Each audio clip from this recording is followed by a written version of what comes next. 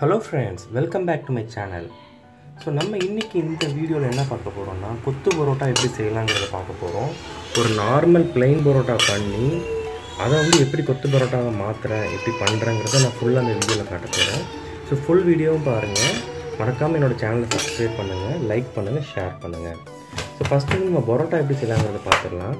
So நம்மளோட follower ஒருத்தர் வந்து கமெண்ட் போட்டிருந்தாரு, நான் வந்து நாகர்கோயிலேருந்து பேசுகிறேன், இந்த மாதிரி உங்கள் சேனல் வீடியோஸ்லாம் பார்த்தேன், எனக்கு பரோட்டா செய்கிறதுக்கு கொஞ்சம் ஹெல்ப் பண்ணுங்க அப்படின்னு சொல்லியிருந்தாரு. ஸோ அவருக்காக தான் இந்த வீடியோ நான் மெயினாக பண்ணியிருக்கிறேன். ஸோ இதுக்கு ஒன்றும் சிம்பிள் தான். ஒரு 1.5 கப் மைதா மாவு, அப்புறம் வந்து ஒரு 2 table spoon sugar, 1 table spoon salt, அப்புறம் கொஞ்சம் எண்ணெய். முட்டைலாம் நான் யூஸ் பண்ண போகிறதில்ல. நிறைய பேர் வந்து பரோட்டாவுக்கு வந்து முட்டை யூஸ் பண்ணுவாங்க. நான் முட்டை யூஸ் பண்ணாமல் செய்கிறது எப்படிங்கிறத காட்ட போகிறேன். ஸோ 1.5 கப் மைதா மாவு, 2 டேபிள் ஸ்பூன் உப்பு, அதுக்கப்புறம் 2 டேபிள் ஸ்பூன் நல்ல எண்ணெய், அதுக்கப்புறம் வந்து கொஞ்சம் சுகர் போட்டு தண்ணி கொஞ்சம் கொஞ்சமாக விட்டு அந்த மாவை பிசையணும். ஸோ 1.5 கப் மாவுங்கும் போது 1/2 கப் தண்ணி, இதுதான் மெஷர்மெண்ட்டு. ஸோ நீங்கள் வந்து பரோட்டா செய்கிறதுக்கு மெயினாக கடலெண்ணெய் தான் யூஸ் பண்ணணும். வேறு எந்த எண்ணெய் யூஸ் பண்ணாலும் பரோட்டா நல்லா இருக்காது. ஸோ கடலெண்ணெய் யூஸ் பண்ணுங்கள். ஸோ மாவு நல்லா பிசைஞ்சிட்டே இருக்கணும். ஒரு 10 நிமிஷமாவது நம்ம அதை வந்து நல்லா பிசைஞ்சால் தான் மாவு சாஃப்டாகும். ஸோ ஃபஸ்ட்டு ஸ்டேஜ் பார்த்திங்கன்னா வரன்னு இருக்கும் மாவு. அதுக்கப்புறம் லைட்டாக எண்ணெய் ஆட் பண்ணிவிட்டு நல்லா வந்து அந்த மாவை பிசைஞ்சு அது ரொம்ப சாஃப்டாக வரைக்கும் பிசையணும். ஸோ பாப்பாஸ் கிச்சன் அப்படிங்கிற ஒரு சேனல் இருக்குது. அவங்க வந்து எப்படி பண்ணியிருப்பாங்கன்னு பார்த்தீங்கன்னா, நம்ம வீட்டில் வந்து அந்த இடிக்கிறதுக்கு வச்சுருப்போம் தெரியுமா, உரல் மாதிரி குட்டியாக, அந்த இடிக்கியை வச்சு குத்துன்னு குத்தி பரோட்டாவை சாஃப்ட் பண்ணுவாங்க. நீங்கள் அப்படியும் பண்ணலாம். ஸோ நான் அவங்க சேனலில் பார்க்கும்போது எனக்கு அந்த விஷயம் ரொம்ப பிடிச்சிருந்துச்சி. பட் இதுதான் ட்ரெடிஷ்னல் வே. ஒரு ஒர்க்கிங் பிளேஸில் வந்து லைட்டாக எண்ணெய் தடவிட்டு மாவை வச்சு நல்லா ப்ரெஸ் பண்ணிவிட்டு அதை வந்து ஒரு 2 hours மினிமம் ஊற வைக்கணும். ஸோ ஊற வைக்க தான் வந்து அந்த மாவோட ஃப்ளெக்சிபிலிட்டி வந்து ஜாஸ்தியாகும், நம்ம பரோட்டா வீசும் போது ஈஸியாக இருக்கும். அதுக்கப்புறம் நம்ம என்ன பண்ணணும்னா, அந்த ஒர்க்கிங் பிளேஸில் நல்லா எண்ணெய் தடவிட்டு அந்த பரோட்டா மாவை எடுத்து வச்சு அதை ஸ்லைஸ் பண்ணி குட்டி குட்டி பால்ஸாக நம்ம உருண்டை பிடிக்க போகிறோம். ஸோ எப்படி உருண்டை பிடிக்குங்கிறத நம்ம இப்போ காட்டுறேன். ஸோ உள்ளங்கையில் வச்சு அந்த கேப் வழியாக அமுக்குனிங்கன்னா அப்படியே வந்து பால் மாதிரி வெளியே வரும். அப்படி தான் வந்து பரோட்டாவுக்கு வந்து மாவு கட் பண்ணணும். இது எதுக்காக அப்படி பண்ணுறோன்னா, சும்மா நம்ம பூரிக்கு பிச்சு உருட்டுற மாதிரி உருட்டினோன்னா பரோட்டா வீசும் போது வந்து அந்த ப்ராப்ளம் வரும், ஒழுங்காக வீச வராது. ஸோ அதனால் இந்த மாதிரி வந்து நம்ம பால்ஸாக எடுத்து வச்சுக்கணும். ஸோ 1.5 கப் மைதா மாவில் பார்த்திங்கன்னா எப்படியும் வந்து ஒரு 10 பரோட்டா வரைக்கும் நம்ம பண்ணலாம். 8லேருந்து 10 பரோட்டா பண்ணலாம். ஸோ பாருங்கள் எப்படி பண்ணலான்னு காட்டுறேன். ஸோ மாவில் நல்லா வந்து எண்ணெய் தடவி வச்சுட்டு அதுக்கப்புறம் அந்த மாவை வந்து ஒரு 10 நிமிஷம் ஊற வைக்கணும் திரும்ப. அதுக்கப்புறம் எடுத்து அதை வந்து நம்ம ஒரு பூரிக்கட்டையால் நல்லா தேய்ச்சி விட்டுக்கணும். ஸோ பரோட்டா வீசுறதுக்கு ஒரு முக்கியமான டிப்ஸ் பார்த்திங்கன்னா, அந்த எட்ஜஸ் எல்லாமே வந்து ரொம்ப தின்னாக்கிட்டு சென்டர் லேயரில் வந்து திக்காக இருந்தாலும் பிரச்சனை இல்லை, நம்ம வீசும் போது அது எலாஸ்டிக்காக வந்து அது ஸ்ப்ரெட் ஆகி வெளியே வந்துடும். ஸோ வீசுறது பாருங்கள். ஸோ பரோட்டா வீசுறது வந்து ரொம்ப ஈஸிலாம் கிடையாது. ஸோ நம்ம நிறைய தடவை ப்ராக்டிஸ் பண்ண தான் வரும். ஸோ நான் இது வந்து 3வது தடவை தான் பரோட்டா ட்ரை பண்ணுறேன். பரோட்டாங்கிறது நான் ரொம்ப வருஷமாக நான் யோசிச்சுட்டே இருப்பேன் செய்யணும்னு நினச்சிட்டு. இப்போ தான் வந்து அதை பழக ஆரம்பிச்சிருக்கேன். ஸோ ஓரளவு வந்து சுமாராக தான் எனக்கு வந்துச்சு. ஸோ வீச வந்து இம்ப்ரூவ் ஆகுங்கிறது என்னோடய எக்ஸ்பீரியன்ஸில் நான் சொல்கிறேன். ஸோ நான் 3வது தடவை ட்ரை பண்ணும்போது வந்து என்னால் ஓரளவு பெர்ஃபெக்டாக வந்து பரோட்டா செய்ய முடிஞ்சுது. இல்லைனா வந்து ஃபுல்லாக கம்ப்ளீட்டாக ரோல் பண்ணிவிட்டு அதுக்கப்புறம் அதை மடக்கி 4ஆக மடக்கி லேயராக வச்சு கூட நம்ம பரோட்டா செய்யலாம். அது ரொம்ப சிம்பிளாக பண்ணிடலாம் அப்படி. ஸோ பரோட்டா ஃபுல்லாக நான் செஞ்சுட்டு இதுக்கு நான் வந்து சொன்னேன்ல கொத்து பரோட்டா பண்ண போகிறேன்னு சொல்லிட்டு. கொத்து பரோட்டாவுக்கு ஒரு முக்கியமான டிப்ஸ் என்னென்னா, நம்ம இன்றைக்கி பரோட்டாவை பண்ணி அடுத்த நாள் செஞ்சோன்னு வச்சுக்கோங்களேன் காலையில், அந்த பரோட்டா அந்த கொத்து பரோட்டா அவ்வளோ டேஸ்ட்டாக இருக்கும் ஃப்ரெண்ட்ஸ். ஸோ நிறைய ஹோட்டல்ஸில் பார்த்தீங்கன்னா என்ன பண்ணுவாங்கன்னா, நைட் ஆக பரோட்டா மாவு பிசைஞ்சிருவாங்க.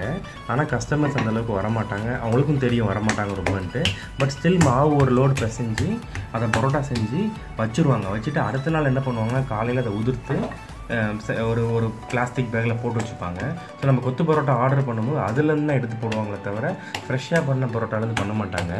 ஸோ அதுக்கு என்ன ரீசன்னு பார்த்தீங்கன்னா, ஃப்ரெஷ்ஷாக பண்ண பரோட்டா வந்து ரொம்ப வந்து லேயராக வந்து ஒரு மாதிரி ஒரு ரப்பரிஷ் எலாஸ்டிக்காக இருக்கும் அது.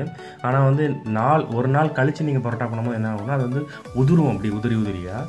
அதில் பண்ணி கொத்து பரோட்டா சாப்பிட்டா அது ரொம்ப டேஸ்ட்டாக இருக்கும் ஃப்ரெண்ட்ஸ். ஸோ நீங்களும் வந்து கொத்து பரோட்டா பண்ணால் முந்தின நாள் பரோட்டா பண்ணிவிட்டு ஒரு குருமா வச்சு நீங்கள் சாப்பிட்டுக்கோங்க. எக்ஸஸாக பண்ணிவிட்டு அடுத்த நாள் வந்து அது கொத்து பரோட்டா பண்ணிங்கன்னா ரொம்ப அருமையாக வரும் ஃப்ரெண்ட்ஸ். ஸோ இது லாக்டவுன் பீரியடில் என் வீட்டில் என் பசங்க வந்து கேட்டாங்க, கொத்து பரோட்டா சாப்பிட்ணும் ஆசையாக இருக்குன்னு என் பையன் கேட்டான். ஸோ அவனுக்காக அது பண்ணேன். ரெண்டாவது வந்து சால்னா எதுவுமே நான் பண்ணலை, குருமா எதுவுமே பண்ணலை. ஸோ நான் என்ன பண்ணேன்னா பரோட்டா முதல் நாள் நைட் பண்ணி வச்சுட்டு அடுத்த நாள் என்ன பண்ணேன்னா இந்த பரோட்டாவை நல்லா பிச்சு போட்டுட்டு கொத்து பரோட்டா பண்ணேன். ஸோ பரோட்டா வந்து நம்ம ப்ரிப்பேர் பண்ணும்போது இந்த மாதிரி நல்லா தட்டணும் ஃப்ரெண்ட்ஸ். நல்லா தட்டினா தான் வந்து அது லேயராக வந்து அந்த பரோட்டா வரும். இது வந்து நீங்கள் முக்கியமாக பார்க்க வேண்டிய விஷயம். ஸோ அப்படி பண்ணால் மட்டும்தான் வந்து பரோட்டா நல்லா வந்திருக்குன்னு அர்த்தம். ஸோ அதுக்கப்புறம் என்ன பண்ணேன், அந்த பரோட்டா சொன்னால அடுத்த நாள் வந்து பிக்கிறேன். ஸோ அடுத்த நாள் பிக்கும் போது பார்த்தீங்கன்னு வச்சுக்கோங்களேன், உங்களுக்கே தெரியும் அந்த ஒரு மாதிரி கிழிச்சு எடுக்கிற மாதிரி இல்லை, சும்மா அப்படி ஈஸியாக பண்ணோன்னா அந்த பரோட்டா வந்துடும். கையை வச்சு அப்படி தேய்ச்சோன்னாலே உதிரும் அப்படி பரோட்டா. ஸோ அந்த மாதிரி நான் வந்து ஒரு 8 பரோட்டாவை எடுத்து பண்ணேன். ஸோ 8 பரோட்டாங்கும் போது வந்து ஒரு கரண்டி கடல் எண்ணெய் யூஸ் பண்ணி கொஞ்சம் வெங்காயம் தக்காளி வதக்கிட்டு வீட்டில் என்னென்ன மசாலா இருக்கும் நீங்கள் போடலாம் ஃப்ரெண்ட்ஸ். கொஞ்சம் மல்லிப்பொடி போடலாம், கொஞ்சம் மிளகாய் பொடி போடலாம், அதுக்கப்புறம் கொஞ்சம் மிளகு பொடி போடலாம், கொஞ்சம் மஞ்சள் பொடி போடலாம், கறி மசாலா தான் வச்சுக்கிட்டு அதுவும் போடலாம். போட்டுட்டு அதை வந்து எக்கில் நல்லா ஃப்ரை பண்ணிவிட்டு நீங்கள் கொத்து பரோட்டா ஈஸியாக பண்ணிடலாம். சால்னா ஊற்றுங்கிறது தேவை கிடையாது. ஸோ நான் எப்படி பண்ணியிருக்கிறேன்னா கொஞ்சம் எண்ணெய் எடுத்துகிட்டு அதில் வந்து கொஞ்சம் க்ரீன் சில்லி கொஞ்சம் கருவேப்பிலை போட்டு நல்லா வதக்கிட்டு அதுக்கப்புறம் வந்து நான் ஆனியன்ஸ் ஒரு 3 ஆனியன் கட் பண்ணி வச்சுருக்கிறேன் 8 பரோட்டாவுக்கு. அந்த 3 ஆனியனையும் போட்டு நல்லா வந்து வதக்கிட்டு அது நல்லா வதங்கணும். கொத்து பரோட்டா பொறுத்த வரைக்கும் ஆனியன் வந்து நல்லா வந்து கேரமலைஸ் ஆகி ஃப்ரை ஆனால் தான் கொத்து பரோட்டா டேஸ்ட்டாக இருக்கும். அதனால் நல்லா ஆனியனை ஃப்ரை பண்ணணும். ஸோ நீங்கள் சால்ட்டும் ஆட் பண்ணிக்கலாம். சால்ட் ஆட் பண்ணிங்கன்னு வச்சுக்கோங்களேன், ஆனியன் வந்து குயிக்காக வந்து ஃப்ரை ஆயிரும். ஸோ சால்ட் எப்போவுமே வந்து கொத்து பரோட்டாக்கு ஆட் பண்ணும்போது அந்த ஆனியனுக்கு தேவையான அளவு மட்டும் ஆட் பண்ணால் போதும். அதுக்கப்புறம் நம்ம முட்டை ஃப்ரை பண்ணும்போது அதுக்கு லைட்டாக நம்ம சால்ட் ஆட் பண்ணிப்போம். அதுக்கப்புறம் ஃபைனலாக பரோட்டா ஆட் பண்ணும்போது பரோட்டாலையும் நம்ம ஆல்ரெடி பிசையும் போதே வந்து சால்ட் ஆட் பண்ணனால அதுக்கு நம்ம தேவை கிடையாது ஃப்ரெண்ட்ஸ். ஸோ தக்காளி வந்து இப்போ 1 கப் வெங்காயம் போட்டிங்கன்னா 1/4 கப் தக்காளி போதும். தக்காளி ஜாஸ்தியாக இருக்கக்கூடாது. ஸோ இதே இது நீங்கள் கல்லில் பண்ணிங்கன்னா தக்காளி அப்படி கையில் பிசைஞ்சு விட்டுட்டே நீங்கள் வந்து கொத்து பரோட்டா பண்ணலாம். ஸோ வீட்டில் பண்ணுறேன்னா நான் வந்து ஒரு தவாவில் பண்ணியிருக்கேன், பெரிய தவாவில். ஸோ இப்போ வந்து நான் வந்து கொஞ்சம் மசால் பொடிஸ்லாம் ஆட் பண்ணியிருக்கேன். என்னெல்லாம் போட்டிருக்கேன்னு பார்த்தீங்கன்னா நான் கறி மசாலா தனியாக அரைச்சி வச்சுருக்கேன். அது 1 டேபிள் ஸ்பூன், 1 டேபிள் ஸ்பூன் மிளகாய் பொடி, 1 டேபிள் ஸ்பூன் மல்லிப்பொடி, அதுக்கப்புறம் கொஞ்சம் மஞ்சள் பொடி, இதெல்லாம் ஒரு பவுலில் மிக்ஸ் பண்ணி வச்சுக்கிட்டேன். அதை போட்டு நல்லா ஃப்ரை பண்ணிக்கிட்டேன்.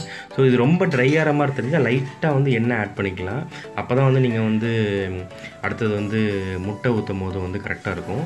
ஸோ இப்போ வந்து ஒரு 5 முட்டை 8 பரோட்டாக்கு 5 முட்டை யூஸ் பண்ணியிருக்கேன். 5 முட்டையை உடச்சி ஊற்றிட்டு மொத்தமாக இது எல்லாத்தையுமே மிக்ஸ் பண்ணி ஒரு மாதிரி குழுன்னு இருக்கும், பொடிமாஸ் செய்கிற ஸ்டேஜ் மாதிரி இருக்கும். குழுன்னு வந்ததுக்கப்புறம் நீங்கள் பரோட்டா அந்த ஸ்டேஜில் போடணும். முட்டை ட்ரை ஆனதுக்கப்புறம் ரோஸ்ட் ஆனதுக்கப்புறம் நீங்கள் போட்டிங்கன்னா கொத்து பரோட்டா நல்லா இருக்காது. ஸோ இந்த முட்டை வந்து குழுன்னு அதில் ஆனியனோட மிக்ஸ் ஆகி இருக்கும்போதே பரோட்டாவை போட்டுடணும். அப்போ தான் பரோட்டாலேயும் அந்த எக்கு பட்டு நீங்கள் ஃப்ரை பண்ண அந்த பரோட்டாவோடு சேர்ந்து அந்த எக்கும் வந்து குக்காகி ஒரு டேஸ்ட் நமக்கு கொடுக்கும். அதுதான் கொத்து பரோட்டாவோட ஸ்பெஷாலிட்டியே. அதேமாதிரி கருவேப்பிலை நிறைய யூஸ் பண்ணலாம் ஃப்ரெண்ட்ஸ். கொத்து பரோட்டானாலே கருவேப்பிலை ஜாஸ்தி போட்டிங்கன்னா அது ஒரு தனி டேஸ்ட்டு. மல்லியில் யூஸ் பண்ணலன்னா கூட பரவாயில்ல, கருவேப்பிலை ஜாஸ்தி போடணும். ஸோ நான் முதல்ல ஃப்ரை பண்ணும்போது நிறைய கருவேப்பிலை போட்டுட்டேன். ஸோ இப்போ முட்டையை ஊற்றி அந்த குழு ஸ்டேஜ்லேயே வந்து வச்சுட்டு டக்குன்னு வந்து நான் பரோட்டா போட்டுருவேன்.